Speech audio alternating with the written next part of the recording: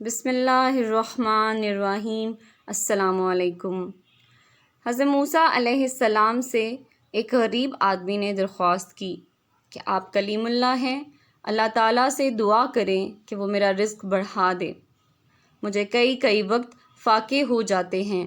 حضرت موسیٰ علیہ السلام نے بارگاہ خداوندی میں اس کی درخواست پیش کی تو بتایا گیا کہ اس آدمی کی قسمت میں قلیل روزی ہے، اس لیے ہمارے ہاں سے تھوڑا تھوڑا کر کے اسے روز رزق دیا جائے گا تاکہ آخر تک ملتا رہے۔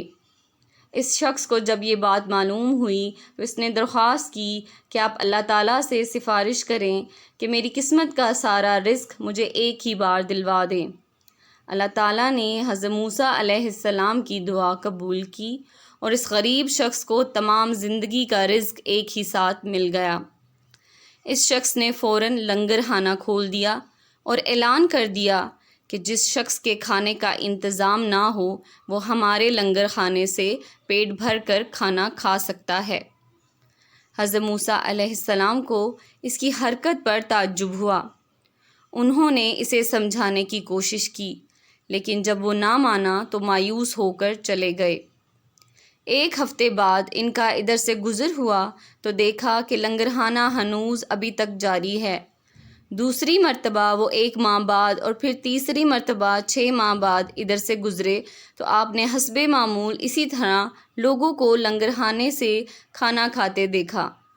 ان کا خیال تھا کہ اس غریب آدمی کی دریا دلی کی بدولت سارا رزق چند روز میں ختم ہو جائے گا، مگر لنگر خانہ ابھی تک مسلسل جاری تھا۔ آپ نے اللہ تعالیٰ سے عرض کیا، یا اللہ، یہ کیا قصہ ہے؟ اس کا تھوڑا سا رزق ابھی تک چل رہا ہے۔ جواب آیا، بے شک اس کی قسمت میں تھوڑا سا ہی رزق تھا جو اب تک ختم ہو جانا چاہیے تھا، لیکن ہمارا قانون ہے کہ جو شخص ہماری راہ میں کچھ خرچ کرتا ہے تو ہم اس کا 10 گنا اس کو دنیا میں اور 90 گنا آخرت میں دے دیتے ہیں۔ یہ شخص بھی اس قانون کے دائرے سے باہر نہیں۔ جتنا یہ ہماری راہ میں خرچ کرتا ہے اس کا 10 گنا ہم اسے دنیا ہی میں دے دیتے ہیں۔ اس میں تعجب کی کیا بات؟